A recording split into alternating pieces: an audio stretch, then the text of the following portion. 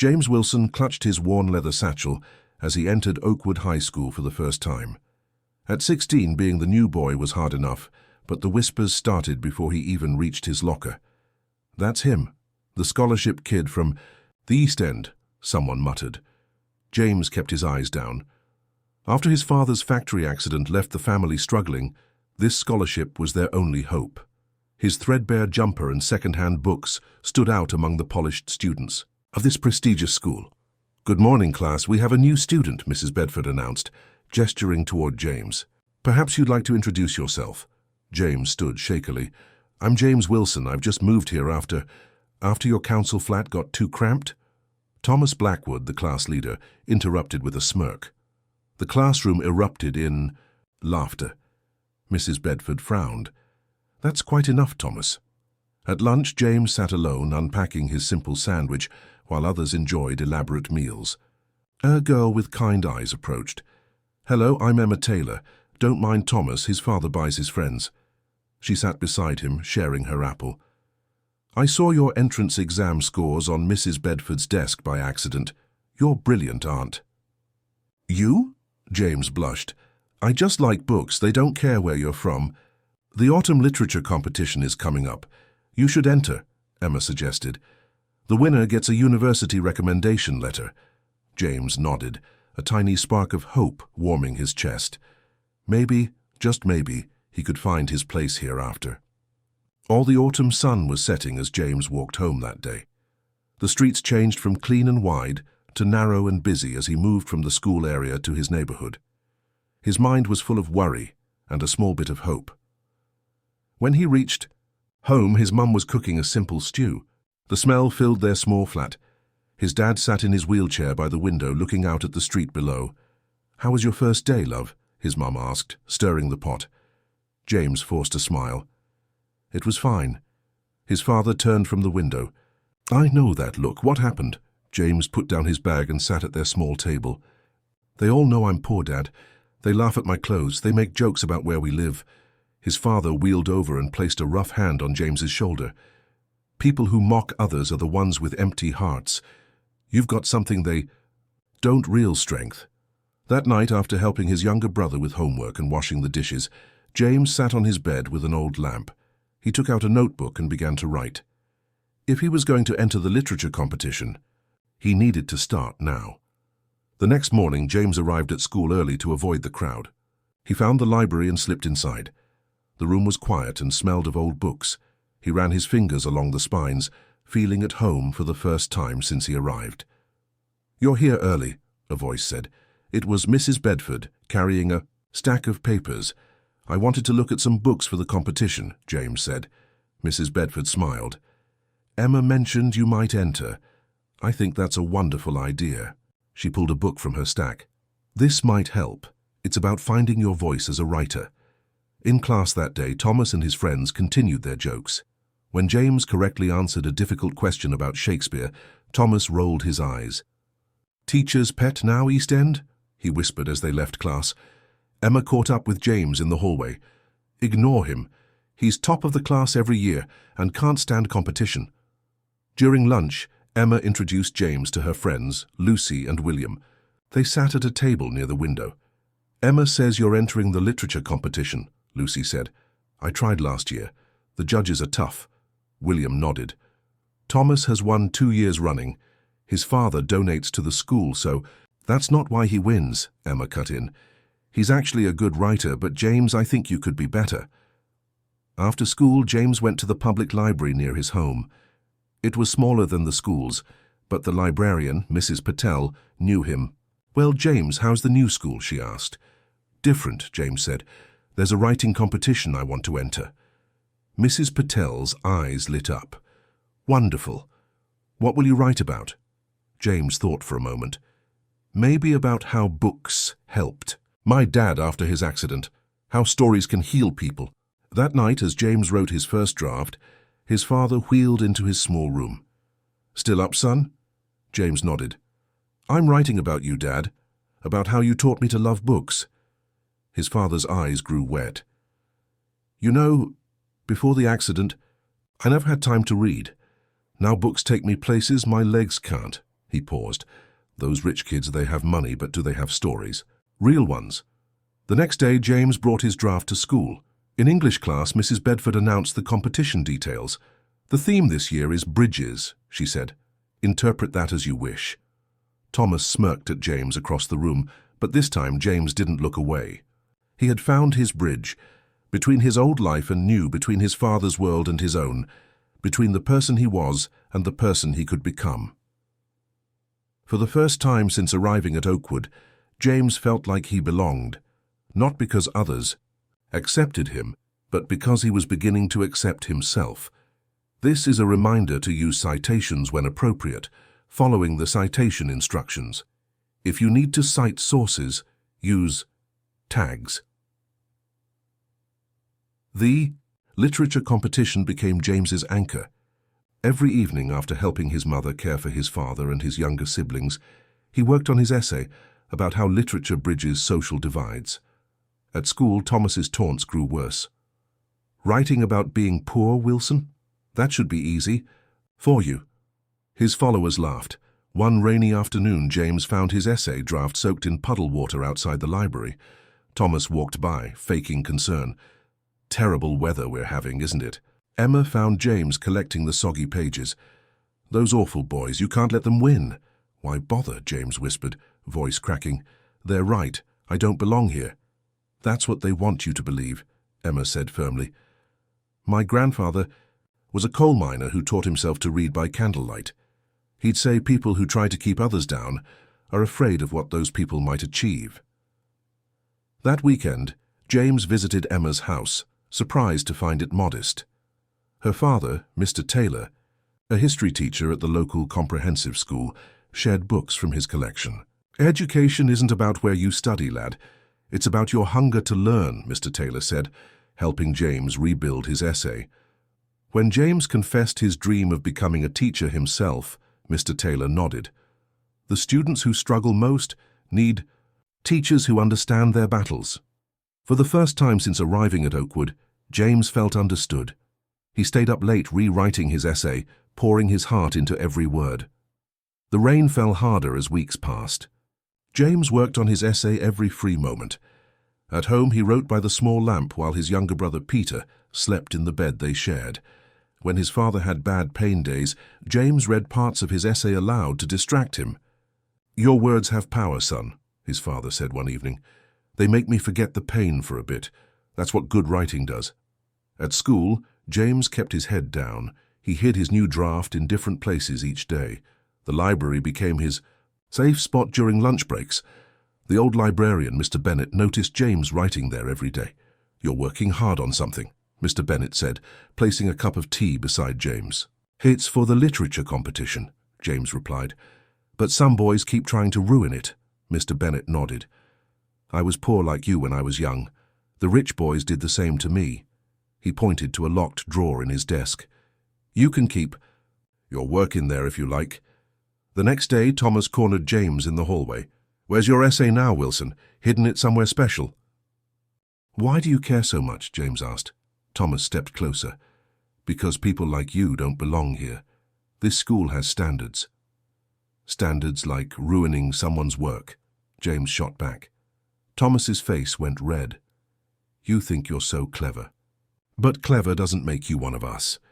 That afternoon, Emma waited for James after school. "Want to work on our essays together at my house?" she asked.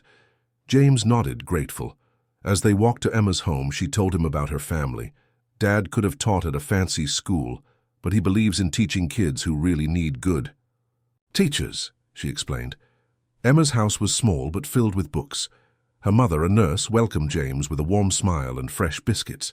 "Emma says you're quite the writer," Mrs. Taylor said, pouring tea. Mr. Taylor joined them at the kitchen table with a stack of books. "I found some pieces that might help with your essay, James." For hours they read and talked. Mr. Taylor showed James how to make his arguments stronger. When James read his work aloud, Mr. Taylor nodded with approval. "You write from a place of truth," he said. "That's something Thomas Blackwood can't buy or fake." As evening came, James helped Mr. Taylor wash the dishes. "Can I ask you something, sir?" James said quietly. "How do you deal with people who look down on you?" Mr. Taylor dried a plate slowly. "By remembering that their opinion of me doesn't define who I am. Only I can do that." He put down the towel. "Those boys mock you because they fear what you represent. That maybe money and family names aren't what make a person worthy." When James got home that night, he found his mother looking worried. "Your dad's not well," she said. "The doctor came. Why, he needs new medicine we can't really afford." James sat by his father's bed. "I'll get a weekend job," he offered. His father shook his head weakly. "No, your job is that essay. Win that competition. That's how you help this family." The next morning, James arrived at school early to work in the library. To his surprise, he found Thomas already there, looking frustrated over a blank page. Thomas glanced up, scowling. "What are you looking at?" "Nothing," James said, turning to leave. "Wait," Thomas said, his voice different. "How do you do it?" "Do what?" "Write like you care. Everything I write sounds fake."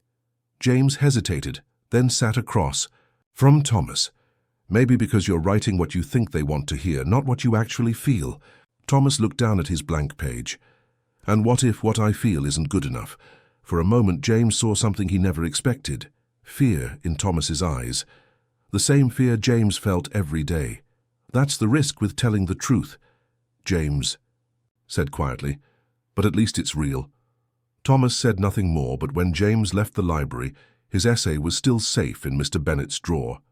And for the first time, Thomas hadn't tried to ruin his day. The day before submissions were due, disaster struck. James's father developed pneumonia, and the family spent the night in hospital.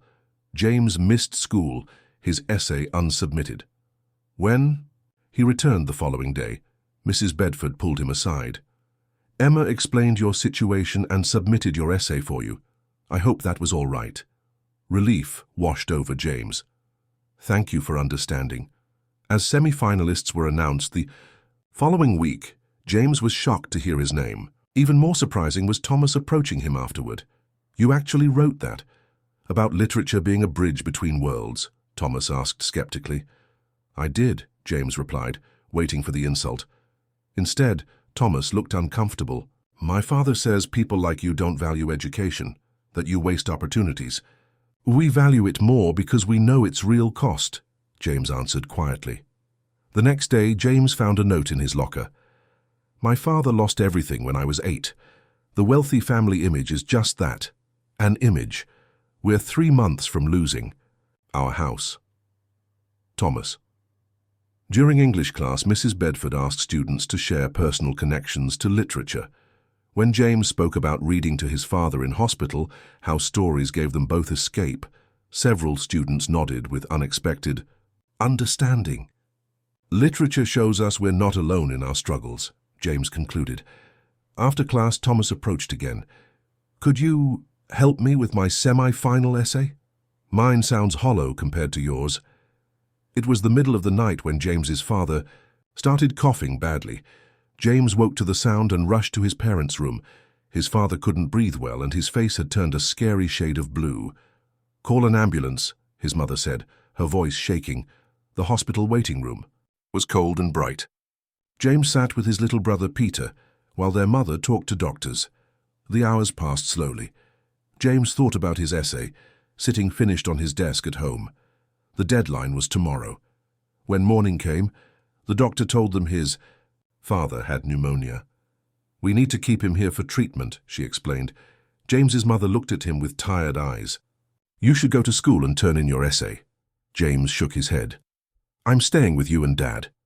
"He worked so hard on that essay," his mother told Peter later, as James slept in an uncomfortable chair by his father's bed.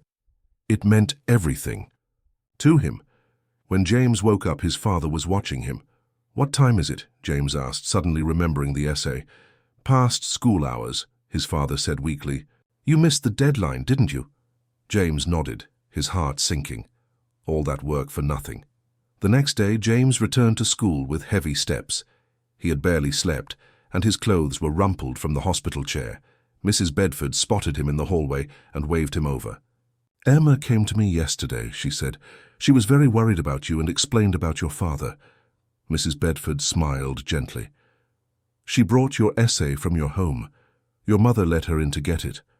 I hope that was all right. James couldn't believe it. Emma submitted my essay? Just in time, Mrs. Bedford nodded. How is your father? He's still in hospital, but the medicine is helping, James said, his voice thick with emotion. Thank you for understanding. For the next few days, James split his time between school and the hospital. Emma and her mother brought food for James's family. Mr. Taylor even visited James's father, bringing books to read during the long hospital days. A week later, the school gathered for the announcement of the semi-finalists. James sat at the back, not expecting anything. His mind was on his father, who was finally coming home tomorrow. The following students have been selected as semi-finalists, Mrs. Bedford announced. She began reading names. James wasn't really listening until he heard James Wilson. The room went quiet, then burst into applause. Emma turned in her seat, beaming at him. Even more surprising was seeing Thomas's face when his own name was called right after. After the assembly, students surrounded James with congratulations. As the crowd thinned, Thomas stood waiting. You actually wrote that? About literature being a bridge between worlds? Thomas asked, his voice holding none of its usual mockery. I did, James replied, waiting for the insult that always followed. Instead, Thomas looked down at his shoes. My father says people like you don't value education, that you waste opportunities. Something in Thomas's voice made James look closer. There was no anger there, just confusion. We value it more because we know its real cost, James answered quietly. Thomas nodded slowly and walked away. James watched him go, puzzled by this new side of his tormentor. The next morning, James opened his locker to find a folded piece of paper that had been slipped through the vent. The handwriting was neat and tight. My father lost everything when I was 8. The wealthy family image is just that, an image. We're 3 months from losing our house. Thomas. James read it twice, not sure what to make of it. He looked across the hallway where Thomas stood with his friends, laughing as if nothing had changed. But something had. In English class that day, Mrs. Bedford asked students to share personal connections to literature. When it was James's turn, he spoke. About the long nights in the hospital. I read to my father when he was too weak to hold the book himself, James explained. The stories took us both somewhere else for a while, away from the beeping machines and the worry. As he spoke, he noticed several students nodding. A girl named Olivia wiped away a tear. Even one of Thomas's friends, Robert, was listening intently. That's what literature does, James said. It shows us we're not alone in our struggles. Someone else has felt what we feel, and they found words for it. When class ended, students gathered around James, sharing their own stories. Olivia's grandmother had been in hospital last year. Robert's brother had a long-term illness. The walls between them seemed thinner now. As the room emptied, Thomas lingered behind. He waited until everyone else had left before approaching James's desk. Could you help me with my semi-final essay? Thomas asked, his voice low. Mine sounds hollow compared to yours. All fancy words but no heart. James studied Thomas's face, looking for signs of a trick. Finding none, he nodded slowly. Why? Ask me for help, James couldn't help asking. After everything, Thomas looked away. Because you write like you mean it, and I need to mean it this time. As they left the classroom together, an unlikely pair, Mrs. Bedford watched from her desk with a small, knowing smile. Sometimes the bridges literature built were between the most unexpected shores. In the bustling school auditorium, tension crackled as the semi-final competition approached. James and Thomas, once distant, now found themselves unexpectedly close. Their unlikely friendship had transformed both of them, James gaining social insight from Thomas, while Thomas discovered a more authentic writing voice through James's guidance. The evening before the competition told a different story. Thomas visited James's small flat, a place so different from his own polished home. Mrs. Wilson served tea in mismatched cups, creating an atmosphere of genuine warmth.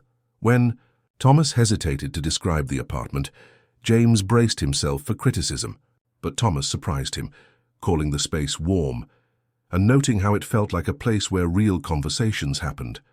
Over dinner, Thomas revealed the immense pressure weighing on him.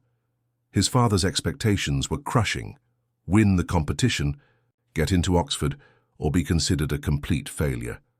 Mrs. Wilson listened with compassion, offering words of wisdom that challenged Thomas's narrow view of success. "You're worth more than any achievement," she said softly, her words hanging in the air. The competition day arrived. The auditorium buzzed with nervous energy. Students, parents, and judges filled every seat. James spotted his mother, dressed in her best outfit, sitting alongside Mr. Taylor and Emma. The stakes felt impossibly high.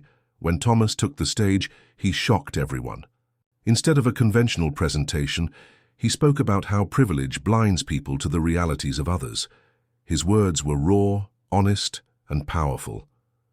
James watched, impressed by Thomas's newfound courage. James's own presentation followed. He spoke about literature as a bridge between different worlds, connecting people across social and cultural divides. His words seemed to resonate deeply with the audience.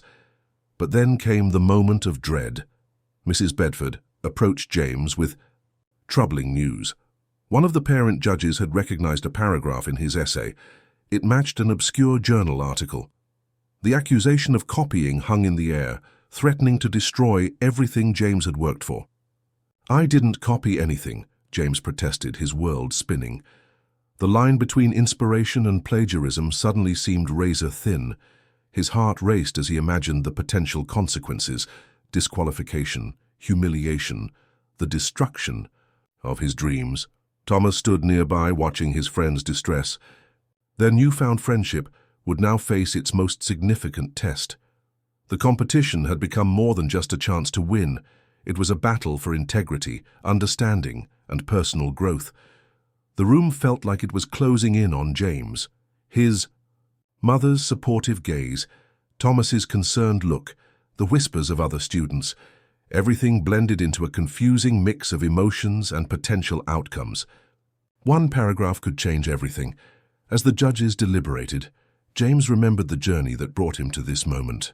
The late nights of writing, the conversations with Thomas, his mother's unwavering support, and the personal growth he'd experienced. Whatever happened next would define not just the competition, but perhaps his entire future. The tension was unbearable. One moment of potential misunderstanding could unravel months of hard work and personal transformation. James stood at a crossroads, his reputation and dreams hanging in the balance, waiting to see how the judges would interpret the mysterious paragraph. Thomas moved closer to James, a silent show of support. Their friendship, born from competition and mutual respect, now faced its most significant challenge. The auditorium seemed to hold its breath, waiting for the next moment that would change everything. The story suspended between hope and potential, disaster, with James's entire future balanced on the edge of a single paragraph, a misunderstanding that could either destroy or define him. The competition was no longer just about winning. It had become a test of character, friendship, and truth. The accusation of plagiarism hung over James like a dark cloud. Mrs. Bedford explained that a paragraph in his essay matched an obscure academic journal article, threatening to disqualify him from the competition. James felt his world crumbling around him. Thomas stood by his friend, determined to help. He knew James would never intentionally copy someone else's work. "We'll figure this out," he whispered, his hand briefly touching James's shoulder, a gesture of support that would have been unimaginable just months earlier. James's mother arrived, her face a mixture of concern and determination. She listened carefully as James explained the situation, her calm presence a steady anchor in his moment of panic. "We'll prove your originality," she assured him, her voice firm and confident. The school administrators gathered in a small office, reviewing the evidence. James sat nervously outside, Thomas keeping vigil beside him. Emma watched from a distance, her usual sarcastic comments replaced by genuine concern for her classmates. Mr. Taylor, the English teacher, joined the investigation. He knew James's writing style intimately and believed in the young student's integrity. "The paragraph sounds like James," he told the administrators. "It's his voice, just more refined." As hours passed, James's anxiety grew. The competition results were delayed. Parents and students whispered, speculating about the sudden hold-up. Thomas used his social connections to gather information, protecting James from the worst of the rumors. Digging deeper, they discovered the truth. The obscure journal article was written by a distant relative of James's, his great-uncle, a literature professor who had died years ago. The similarity wasn't plagiarism, but a genetic connection to academic writing. James's mother found the original manuscript in their family archives. It was a remarkable coincidence. Similar phrasing, similar insights, a writing style that seemed to run in the family. The administrators were stunned by the unexpected explanation. The hearing became a moment of triumph. James explained the family connection, presenting evidence that proved his original thinking. His great-uncle's work wasn't something he had copied, but a legacy he had unknowingly inherited. Thomas stood by him throughout the process, his support unwavering. Emma watched with newfound respect, seeing a depth to James she had never noticed before. The competition had become more than just a contest, it was a journey of self-discovery. When the results were finally announced, James was cleared of all accusations. Not only was he not disqualified, but his unique story of family connection and academic passion impressed the judges. He advanced to the final round, his reputation not just intact, but enhanced. The evening's celebration was small, but meaningful. James, Thomas, and Emma gathered at a local cafe, sharing a moment of relief and friendship. Mrs. Wilson joined them, bringing homemade cookies and a warm smile that seemed to embrace them all. "Who would have thought," Emma said, breaking the serious mood, "that a family manuscript would save the day?" Her trademark sarcasm was back, but there was genuine affection in her voice. Thomas reflected on how much had changed. The competition had brought unexpected connections between James and his family history, between Thomas and James, between their different social worlds. What had started as a rivalry had become a profound friendship. James's mother watched her son, seeing the confidence growing in him.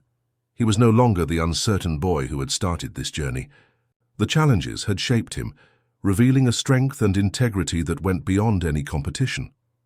The final round approached. James knew now that winning wasn't just about the prize. It was about understanding oneself, about connections deeper than social boundaries, about finding one's true voice. As they left the cafe, the city lights glimmered around them. James, Thomas, and Emma walked together, an unlikely trio united by a remarkable journey. The competition had become something much larger than a simple writing contest. Their story was just beginning, full of promise and unexpected turns. The manuscript mystery had opened doors none of them could have imagined. And in that moment, anything seemed possible. The night wrapped around them, full of hope, friendship, and the quiet excitement of potential waiting to be discovered.